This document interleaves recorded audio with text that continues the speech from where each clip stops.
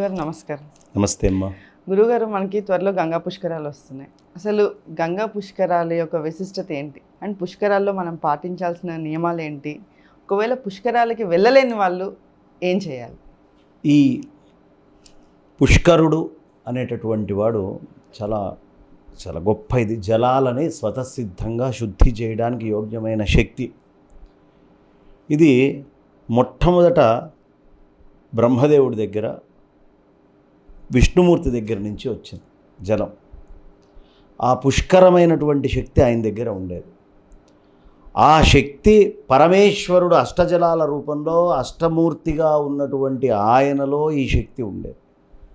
బృహస్పతి నాకు ఆ శక్తి కావాలి అని కోరుకున్నాడు. అంటే జలాలని శుద్ధి చేయడానికి పుష్కరుడి దగ్గర శక్తి ఉంది. ఆ పుష్కరుడు బృహస్పతి వశం అయ్యేట్టుగా ఆయన అడిగారు. సంవత్సరానికి ఓ నదికి పుష్కరం వస్తుంది.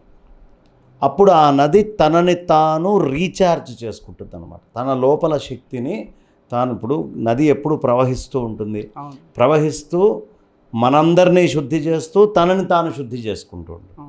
జలం ఎప్పుడైనా ప్రవహించే జలం నాయన పుష్కరాల సమయంలో నీళ్లు దాన్నవి శుద్ధి చేసుకుంటాయి. ఆ శుద్ధి చేసుకొని ప్రాసెస్ చేసుకుంటున్నటువంటి వాటర్లో కనుక నువ్వు వెళ్ళి మునిగితే నీ సెల్ స్ట్రక్చర్ లోపల జరిగేటటువంటి ఈ వాటర్ చేంజెస్, ఆ స్ట్రక్చర్లో జరుగుతున్న అన్ని మాలిక్యూల్స్ అటామిక్ ఇవే కదమ్మా, చార్జ్డ్ పార్టికల్స్ తోటే కదా. ఈ రెండు సమన్వయం కావడం వల్ల ఆరోగ్యము అనేటటువంటిది ప్రతివాడు వాడి లోపల ఉండే స్ట్రక్చర్ని, అందుకనే పుష్కరానికి వెళ్ళాలి వెళ్ళాలి వెళ్ళాలి అనే తపనతోటి ప్రతి వాళ్ళం వెళ్తాం. అందులో పుష్కరం మొట్టమొదట ఆరంభం అవడానికి కారణమే గంగాదేవి. అందుకే మేషరాశిలోనే గంగాది వస్తుంది, మొట్టమొదటి రాశిలోనే వచ్చేస్తుంది. సూర్యుడికి, బృహస్పతికి, మేషరాశికి, భూమికి, వీటన్నిటికీ గ్రహాలకి భూమికి ఉన్నటువంటి సంపర్కం, అనుబంధం అన్నీ చెప్పేటటువంటిది పుష్కరం. అందుకని ఈ పుష్కర స్నానము అనేది మనం చాలా విశేషంగా చేసుకోవడం, పుష్కరం చేసుకోవడం, పుష్కరం నదిని తను బాగు చేసుకోవడం, మనం మన సెల్ స్ట్రక్చర్ని ఆ నదిలోకి వెళ్ళి బాగు చేసుకోవడం. ఆ నీళ్లు మురుకులు ఉన్నాయే, అది బాగాలేదు ఇది బాగాలేదు అని అనుకోకర్లా, వెళ్ళి మునిగితే ఆ స్ట్రక్చర్లో బాగు చేసుకునే లక్షణం దానికి ఉంది. అయితే స్నానము గంగకి అంటే మీరు ఒక్క కాశీయే వెళ్ళాలని ఏం లేదు. ఎక్కడ గంగ పుట్టింది? గోముఖులో పుట్టింది. ఆ గోముఖు నుంచి పంచప్రయాగల కింద మారుతూ హరిద్వార్కి వచ్చేటప్పటికి అన్ని గంగలు అక్కడ కలుస్తున్నాయి. దాన్ని హరిద్వారము అంటారు, హృషికేశ్ హరిద్వార్. అక్కడి నుంచి మొదలుపెట్టి కలకత్తాలో తూర్పు సముద్రంలో వెళ్ళి గంగ కలిసే దగ్గర ఎక్కడైనా స్నానం చేయొచ్చు. పని కట్టుకొని ఓ దగ్గరికే రావడం వల్ల కదా మురుకులు వచ్చేది. ఎక్కడ వాళ్ళు అక్కడ స్నానాలు చేయొచ్చు. ఇది గంగా పుష్కరం యొక్క వైశిష్ట్యము, గంగా పుష్కరం యొక్క గొప్పతనము. కాబట్టి ఇలాంటి చక్కటి దీంట్లో గంగా పుష్కరము అనేటటువంటిది, అందులో విశేషం ఒకటి ఉంది. గంగ ఎక్కడ పుట్టింది? ఉత్తరాది కొండల్లో పుట్టింది. అలా వెళ్ళేటటువంటి గంగ కాశీలో ఉత్తరవాహినిగా తిరిగింది.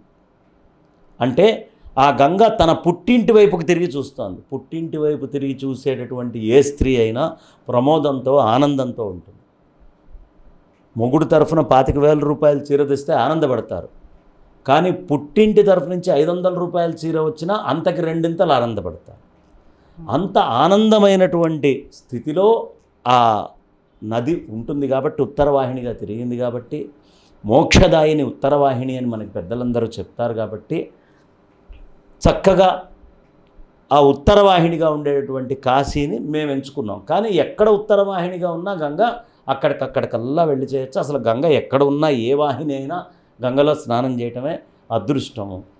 ఎందుకు గంగలో స్నానం చేయటము అనేటువంటిది ఎందుకు అదృష్టం అంటే, గంగ ఈ భూమి మీద ఉన్నటువంటి ద్రవరూపంలో ఉన్న అమృతం ఏదైనా ఉంది అంటే స ఏష ద్రవరూపేణ, ద్రవరూపంలో ఉన్న అమృతము గంగే.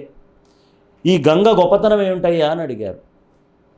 ఆకాశం, స్వర్గం ఒకటి ఉంటుంది కదమ్మా, స్వర్గానికి ఎవరైనా వెళ్ళాలి. ఇప్పుడు ఫర్ ఎగ్జాంపుల్ ఫస్ట్ ఫ్లోర్కి వెళ్ళాలి, లిఫ్ట్ ఎక్కాలి, మెట్లు ఎక్కాలి, లేదంటే ఎస్కలేటర్ ఎక్కాలి, ఏదో ఒకటి ఎక్కే కదా మనం పైన ఫస్ట్ ఫ్లోరో సెకండ్ ఫ్లోరో వెళ్ళేది. ఆకాశంలో స్వర్గం ఉందండి, మరి ఈ స్వర్గాన్ని ఎక్కాలంటే ఏం చేయాలి అంటే ఒకటే మాట చెప్పారు, స్వర్గారోహణ సోపాన. నువ్వు వెళ్ళి ఆ గంగ లోపల మునిగితే ఆ మునిగటమే మెట్లయ్యా స్వర్గానికి, అంతకంటే ఏం లేదు, గంగలో మునుగు అన్నారు. కాబట్టి అంత వైభవమైనటువంటి గంగా స్నానము అక్కడ చేసుకోవడం కోసం ఈ పుష్కరము అనేటటువంటిది నిర్ణయించటమైందమ్మా. గోముఖ్ టు కలకత్తాలో వెస్ట్ బెంగాల్లో వెళ్ళి తూర్పు సముద్రం దగ్గర కలిసేటటువంటి గంగా, సముద్రంలో కలిసే గంగ లోపల ఎక్కడైనా మనం స్నానం చేయొచ్చు. ప్రవహించే జలంలో కూడా 12 ఏళ్లకు ఒకసారి పూర్తిగా మనం కడిపేటటువంటి పాపాలు రకరకాలు ఎంత పాడు చేసామమ్మా. ఒకప్పుడు గంగ అంటే నిర్మల తరంగే అని చెప్పుకునేటువంటి ఆ ఉత్తమమైనటువంటి గంగని పూర్తిగా యమున కంటే నల్లగా తయారు చేయగలిగామా లేదా మనం? ఎక్కడ అసలు కొద్దిగా కూడా బుద్ధి జ్ఞానం లేకుండా జనాలు కవర్లు తీసుకెళ్ళి అందులో పడేయటం, ఆ సబ్బులు గిబ్బులు వేసి అక్కడ తుడవడం, బట్టలు వేసుకొని ఇచ్చేసుకోవడం, ఈ డ్రైనేజీలన్నీ తీసుకొని వెళ్ళి నదుల్లో కలపడం. ఇవాళ మూసి, ఒకప్పుడు తాగే నీళ్ళలాగా ఉండే మూసి ఇవాళ భ్రష్టు పట్టిందంటే కారణం ఏమిటి? ఇండస్ట్రియల్ వేస్ట్లోను ఇళ్లల్లో ఉండే డ్రైనేజీలు జీవనదిలో ఎవడైనా కలుపుతాడమ్మా? 70 దాకా తాగే నీళ్ళని అలా పాడు చేశారు. ఇదే కాశీకి కూడా చేశారు.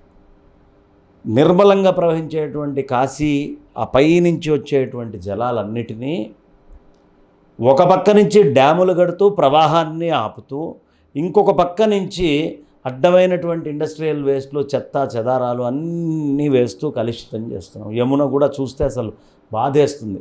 మనం ఎక్కడ వాటర్ సోర్సెస్ని కాపాడుకోవట్లేదమ్మా. గొప్పగా చెప్పుకుంటాం కానీ ఏ చెరువులు కానీ దేన్ని కానీ దీనివల్ల జలం ప్యూరిఫై అయ్యి జనం బతుకుతారు. జలం వల్లే జనము, జనం వల్లే జీవనము. ఈ విషయం మనం మిస్ అవుతున్నాం. కాబట్టి ఆ జలాలన్నిటినీ కూడా వాటిని అవి శుద్ధి చేసుకోవడానికి 12 ఏళ్ళు పడుతుందమ్మా. ఒక్కసారి 12 ఏళ్ళకు ఒకసారి పుష్కర కాలం. అందుకనే ఎంత ముద్దైనా సరే ఏదైనా ఒక సబ్జెక్టులో, ఒక విషయంలో అందులోనే పడి 12 ఏళ్ళు ఉంటే వాడికి సిద్ధిస్తుంది అని చెప్తారు. 12 ఏళ్ళు ఎవరు కృషి చేసినా కూడా వాళ్ళకి సిద్ధిస్తుంది విద్య అనేటటువంటిది. కాబట్టి ఒక తపస్సులాగా చెయ్యాలి అంటే పుష్కరము అని చెప్తారు. రివైవ్ అయిపోతాం. అదే మనలో కూడా పుష్కరం ఉంటుందాం.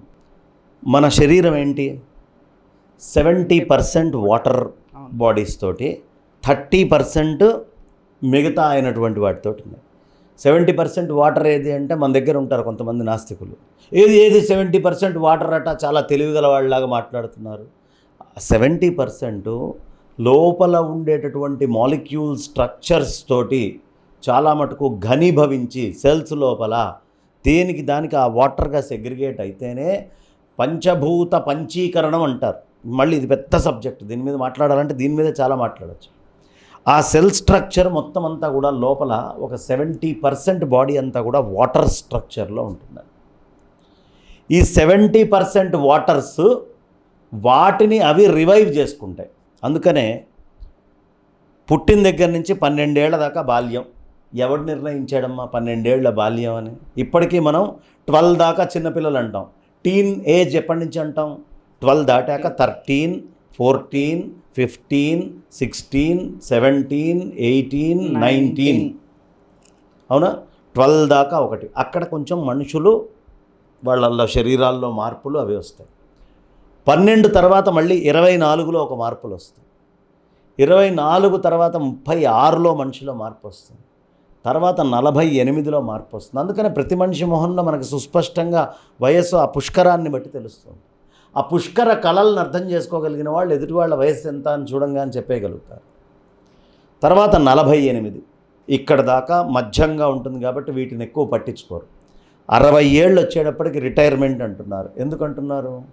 5 పుష్కరాలు పూర్తవుతుంది వాడి జీవితంలో. అంటే క్యాలెండర్లో హాఫ్, ఒక మనిషికి 120 సంవత్సరాల జీవితం ఇచ్చాడు, 10 పుష్కరాల జీవితం ఇచ్చాడు. 5వ పుష్కరం వచ్చేటప్పటికి మన పంచాంగంలో 60 సంవత్సరాలు పూర్తయిపోతున్నాయి. ఆ 60వ ఏట ఈ బాడీ సెల్స్లో జరిగేటటువంటి మార్పుల్ని కాపాడాలంటే ఏం చెయ్యాలి అని తెలిసిన మన ఋషి షష్ఠి పూర్తి అని పెట్టాడు. అంటే మనల్ని మనం శుద్ధి ప్యూరిఫై చేసుకోవడం. తర్వాత 12 ఏళ్లకి మళ్ళీ భీమరథ శాంతి అని చేస్తారు, 72వ ఏట చేస్తారు. మళ్ళీ పుష్కరానికి 84 ఏళ్ళు వచ్చేటప్పటికి సహస్రచంద్ర దర్శనం అని చేస్తారు. మళ్ళీ 12 ఏళ్ళు వచ్చేటప్పటికి 96 ఏళ్ళకి మళ్ళీ చక్కగా నిండు జీవితం గడిపారు అని ప్రత్యేకంగా చేస్తారు. ఇక ఆ పైన బతికితే 108 ఏళ్లకు ఒక ఉత్సవము, 120 ఏళ్లకు ఒక ఉత్సవం. 120 ఏళ్ళు బతికిన వాళ్ళు చాలామంది. విద్యారణ్య స్వామి వారు విజయనగర సామ్రాజ్యాన్ని స్థాపించిన మహానుభావులు 126 సంవత్సరాలు జీవించారు. చాలామంది వెళ్ళలేని వాళ్ళు ఉంటారు. మరి వాళ్ళు ఏం చేయాలి ఈ పుష్కర సమయంలో? శంకరులు దానికి ఒక మంచి మార్గం చెప్పారమ్మా. ఆయన పుష్కరాష్టకము అనే ఒక శ్లోకం రాశారు. ఆ పుష్కరాష్టకము అనేది మనకు దొరుకుతుంది, శంకరాచార్యులు వారు రాసింది. పుష్కరాష్టకం చదువుకోవాలి. అది చదువుకోలేనప్పుడు చివర్లో నమామి బ్రహ్మ పుష్కరం సవైష్ణవం సశాంకరం అంటే ఈ బ్రహ్మ పుష్కరములో విష్ణుశక్తి, శివశక్తి, ఈ మూడు న్యూట్రల్, పాజిటివ్, నెగిటివ్ మూడు కూడా కలిసి ఉండేటటువంటి శక్తి పుష్కరానికి ఉంటుందయ్యా. కాబట్టి ఇలాంటి ఈ పుష్కర స్నానము అనేటటువంటి చాలా విశేషము. చేయలేనటువంటి వాళ్ళు ఏమీ చేయక్కర్లేదు. ఆ గంగా పుష్కరానికి వెళ్ళినటువంటి వాళ్ళు గంగ నీళ్లు తీసుకొస్తే దాన్ని, లేకపోతే నందిని, నలిని, సీత, మాలిని చ మహాపగ విష్ణు పాదాబ్జ సంభూత గంగా త్రిపథగామిని భాగీరథి, భోగవతి, జాహ్నవి, త్రిదశేశ్వరి ఎత్ర ఎత్ర స్నానకాలే పఠేన్నిత్రం ఎత్ర ఎత్ర జలాశయ, ఎక్కడెక్కడ జలాశయాలు ఉన్నాయో ఆ జలాశయాలున్న చోటల్లా ఈ 12 నామాలని, ఈ ద్వాదశైతాని నామాన్ని ఎత్ర ఎత్ర జలాశయం ఎక్కడ నీళ్లుంటే అక్కడ తలుచుకోండి. స్నానకాలే పఠేన్నిత్యం మహాపాతక నాశని. స్నానకాలంలో కనుక ఈ 12 గంగ యొక్క నామాలని ఎవడైతే తలుచుకుంటాడో గంగ అందులోకి ఆవహిస్తుంది. ఆ చేసుకోలేనటువంటి వాళ్ళు ఈ నామం చెప్పుకోవాలి. లేదా ఎవరైనా పుష్కరం జలం తీసుకొచ్చిస్తే త్రిపుష్కర త్రిపుష్కర త్రిపుష్కర అని ఈ ముగ్గురిని తలుచుకుంటూ నమామి బ్రహ్మ పుష్కరం సవైష్ణవం సశాంకరం అన్నారు కదా. త్రిపుష్కర త్రిపుష్కర త్రిపుష్కర అని ఎవరు నెత్తి మీద నీళ్లు చల్లుకుంటారో వాళ్ళు పుష్కర స్నానం చేసినటువంటి ఫలం.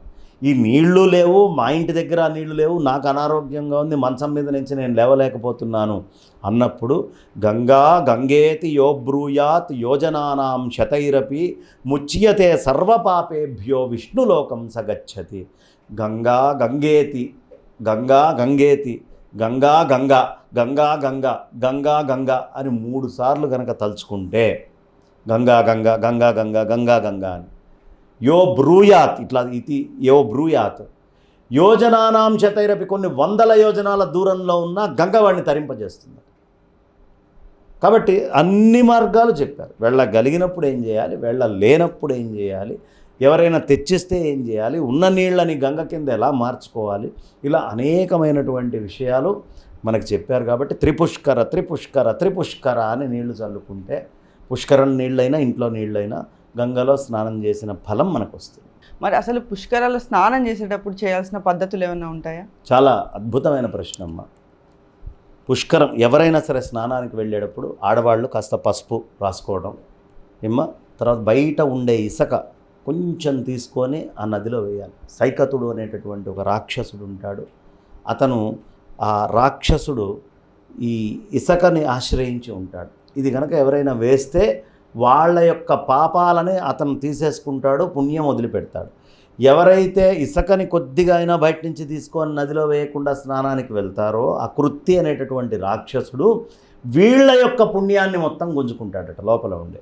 కాబట్టి ముందు అది వేసి చక్కగా పసుపు రాసుకొని గోచి కట్టుకోకుండా స్నానానికి వెళ్ళకూడదు. వెనక్కి గోచి బిగించుకొని జుట్టు మగవాళ్ళు పిలక ఉన్నటువంటి వాళ్ళు 2 పాయలుగా తీసి వేసుకోవాలి. ఆడవాళ్ళు కూడా వాళ్ళ జుట్టును 2 పాయలుగా వేసుకోవాలి. వేసుకొని ముందు నదికి అభిముఖంగా, అంటే నది ఇట్లా ప్రవహిస్తుంటే అటుపక్కకి అభిముఖంగా కాకుండా అటుపక్కకి తిరిగి ముందు ఒక 3 మునకలు వేసి, తర్వాత ఎటువైపు సూర్యనారాయణమూర్తి తూర్ప, అది ఉదయమా సాయంత్రమో తెలుసుకొని ఉదయము ఇటుంటే ఇటు ఇటుంటే ఇటు స్వామివారి వైపుకి తిరిగి 3 మునకలు వేసి అప్పుడు సంకల్పం చెప్పుకొని 3 మునకలు వేయాలి. ప్రతిదానికి సంకల్పం ఉంటుంది. ఏ ప్రదేశానికి వెళ్తామో ఆ ప్రదేశ సంకల్పం. ఇప్పుడు గంగా మనం గోముఖ దగ్గర చేస్తే ఒక సంకల్పం ఉంటుంది, హరిద్వార్లో ఒక సంకల్పం ఉంటుంది, అదే కాశీలో ఒక సంకల్పం ఉంటుంది. కాబట్టి ఆ గంగా సంకల్పాన్ని సక్రమంగా చెప్పుకొని గంగానది యొక్క స్తోత్రం చెప్పుకొని అప్పుడు మునిగి లేచి స్నానం పూర్తయినట్టుగా భావించి బయటికి రావాలమ్మా. వచ్చిన తర్వాత బట్టలు కొంచెం ఇచ్చేసుకొని పొడి చేసుకొని అక్కడే కూర్చొని అనుష్ఠానం చేసుకొని చక్కగా భస్మాదులు ఇవన్నీ ధరించి ఈ అనుష్ఠానం చేసుకున్నటువంటి ఇది అయిన తర్వాత దానం చేయమని చెప్పారు. కాబట్టి ఏవైనా దానాలు అనేటటువంటివి అక్కడ చక్కగా రాగి పాత్రల్లో నెయ్యి వేసి అక్కడ దానం చేయటము, లేదు కాస్త గొంగళ్ళు ఇట్లాంటివి దానం చేయటము, కప్పుకుండేటటువంటి వస్తువులు అవి చేయటము, లేదు గొడుగులు, చెప్పులు, మామిడి పండ్లు ఇట్లాంటివి దానం చేయటము, పండ్లో ఫలాలు, ఇది ఒక ప్రక్రియ. మరి పెద్దవాళ్ళని తరింపజేయాలి అనే ఆలోచన ఉంటాయి. అఘమర్షణ మంత్రాలతో స్నానం చేశాక పెద్దవాళ్ళని తరింపజేయాలనే ఆలోచన ఉంటుంది కదా. వాళ్ళని తరింపజేయడానికి అక్కడ తర్పణాలను వదిలిపెట్టాలి. పితృపితామహ ప్రపితామహులే కాకుండా ఇటు అమ్మవారి యొక్క వంశము, నాన్నగారి యొక్క వంశములో ఉండే ప్రధానమైన వాళ్ళు, మిత్రులు, గురువులు, మనకి సహకారం చేసినటువంటి వాళ్ళు, వీళ్ళ వల్ల నేను బాగుపడ్డాను అనుకునేవాళ్ళు, వాళ్ళందరూ ఎవరైనా లేకపోతే, బతికున్న వాళ్ళకి కాదు, లేకపోతే వాళ్ళకి తర్పణాలు వదిలిపెట్టాలి. ఏమ్మా, తర్పణాలు అనేటటువంటివి కనుక వదిలిపెడితే ఇవి వాళ్ళకి చెందుతాయి. ఓకే. ఎందుకు గంగ యొక్క గొప్పతనం అంత గొప్పగా చెప్తున్నారంటే, ఏమిటి గంగది గొప్పతనం అంటే, ఓ మహానుభావుడు గంగ ఒడ్డున తపస్సు చేసుకుంటూ ఉన్నాడు. ఆ తపస్సు చేసుకుంటే ఆయన ఒకసారి కళ్ళు తెరిచి చూస్తే అక్కడ రాణివాసపు స్త్రీలందరూ స్నానాలు చేస్తున్నారు. వాళ్ళు స్నానం చేస్తూ ఉన్న సమయంలో వాళ్ళ పక్క నుంచి పిల్లులన్నీ స్వర్గానికి వెళ్ళిపోతున్నాయట, వాళ్ళ పక్క నుంచి వృక్షాలు స్వర్గానికి వెళ్ళిపోతున్నాయట, వాళ్ళ పక్క నుంచి లేళ్ళు స్వర్గానికి వెళ్ళిపోతున్నాయట. ఏమిటిరా ఇట్లా స్వర్గానికి వెళ్తున్నాయని ఆయన ధ్యానం చేసుకొని కళ్ళు మూసుకొని చూస్తే వీళ్ళు ఒంటి మీద కస్తూరి రాసుకొని స్నానం చేస్తున్నారు. ఏ జింక యొక్క కస్తూరి వాళ్ళు రాసుకుంటున్నారో ఆ జింకలు స్వర్గానికి వెళ్ళిపోతున్నాయట. ఆడవాళ్ళు పిల్లి పునుగుతోటి ఒంటి మీద రాసుకొని స్నానం చేస్తారు. ఆ పునుగు వాళ్ళు ఒంటి మీద రాసుకొని గంగలో మునగంగానే ఆ పిల్లులన్నీ కూడా స్వర్గానికి వెళ్ళిపోతున్నాయట. ఏ చందనం వృక్షం యొక్క చందనాలు వీళ్ళ ఒంటికి రాసుకున్నారో ఆ వృక్షాలన్నీ కూడా వెళ్ళిపోతున్నాయట. అందుకనే స్వర్గారోహణ సోపాన అని చెప్తారు. ఆ మహర్షి అది చూసి విస్తుపోయాడు, ఆశ్చర్యపోయాడు. ఏమి చెప్పాలి గంగ యొక్క గొప్పతనము. ఈ గంగలో అచేతనమైనటువంటి అస్థికలు కలిస్తేనే వాళ్ళు అలా వెళ్ళిపోతున్నారే స్వర్గానికి. చైతన్యమయమైనటువంటి వాడు ఈ గంగలో మునిగితే ఇంకా దాని యొక్క గొప్పతనాన్ని ఏం చెప్పాలి. కన్ను, ముక్కు, జ్ఞానేంద్రియాలన్నీ పనిచేసేవాడు ఈ గంగలో మునిగితే వాడికి వచ్చే వైభవాన్ని ఏం చెప్పాలి. ఎప్పుడో మరణించిన తర్వాత ఎముకల్ని తీసుకెళ్ళి ముంచితేనే అంత ఫలం వస్తుంటే అని ఆ గంగ యొక్క వైభవాన్ని చాలా విశేషంగా మనకి తెలియపరిచారు. కాబట్టి ఇది గంగా స్నానము, పుష్కర స్నానము యొక్క విధి. శ్రాద్ధాదులు, ఓపికన్న వాళ్ళు అన్నశ్రాద్ధాదులు ఇట్లాంటివి కూడా పెట్టుకోవడం చాలా మంచిది. ఎవరికి ఏ విధమైనటువంటి విధానంలో వేల సంవత్సరాలుగా ఆచారాలు ఉన్నాయో ఆ ఆచారము తూచా తప్పకుండా పాటిస్తూ గంగ ఒడ్డు మీద చేసుకోవాలి. ఇది పుష్కరంలో మనం చేయాల్సిన ప్రధానమైన పని. ధన్యవాదాలు గురుగారు.